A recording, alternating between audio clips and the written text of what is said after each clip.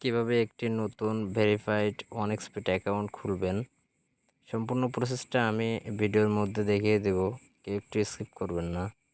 প্রথমত রেজিস্ট্রেশন বাটনে ক্লিক করবেন, দেন এরকম একটা ইন্টারফেস আসবে। এখানে ইন ওয়ান ক্লিক এই অপশনটিতে ক্লিক করবেন। ক্লিক করার সাথে সাথে আপনাদের সামনে এরকম একটা অপশান আসবে। তো এরকম একটা অপশান আপনাদের সামনে আসবে, আসার পরে এখানে প্রোমো কোড যে অপশানটিতে আছে এখানে লিখবেন 1KASHEM20, অক্ষরগুলো ছোটো হাতে দিবেন। খুব ভালোভাবে দেখে নিন, ওয়ান স্ক্রিনে দেওয়া যে প্রোমো কোডটি দেওয়া আছে এটি দিবেন। দেন এই টিকগুলোতে উঠাই দেবেন। দেওয়ার পরে এই টিক চিহ্ন, ব্লু যে টিক চিহ্নতে ক্লিক করবেন। করার পরে আপনাদের সামনে এরকম একটা ইন্টারফেস আসবে।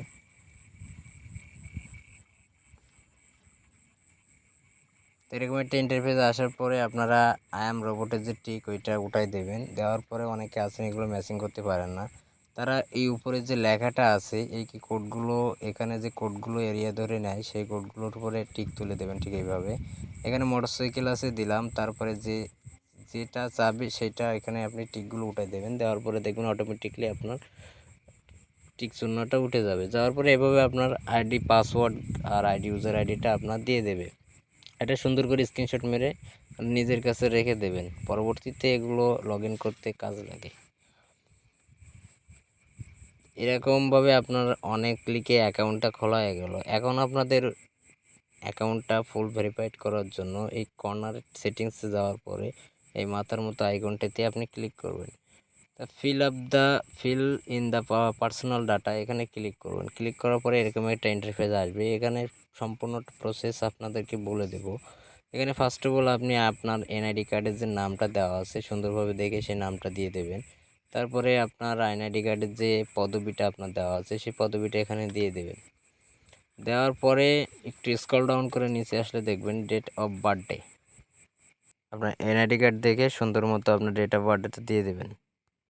পরবর্তী স্টেপে আপনারা এখানে ঢাকা দিয়ে দিলাম এবং সিটিটা আপনাদের সিটি এখানে সার্চ করে নিতে পারেন, যাদের খুলনা, ঢাকা, বরিশাল যেটা আছে সেটা এখানে সার্চ করে সেই অনুযায়ী দিয়ে দেবেন। আমি ঢাকা দিয়ে দিলাম। রিসেন্ট অ্যাড্রেসটা আপনি বর্তমান যেখানে আছেন সেই অ্যাড্রেসটা এখানে দিয়ে দিলে হচ্ছে। তারপরে আপনার ডকুমেন্ট আইডি নাম্বারটা, অর্থাৎ আপনার এনআইডি কার্ডের যে নাম্বারটা আছে সেই নাম্বারটা এখানে সুন্দরভাবে বসাই দেবেন। ডেট অফ ইস্যুটা আপনারা অবশ্যই আপনার এনআইডি কার্ডের পিস থেকে দেখে সুন্দর করে ইস্যুর ডেটটা দিয়ে দেবেন। পরবর্তী লাস্ট স্টেপে লিখবেন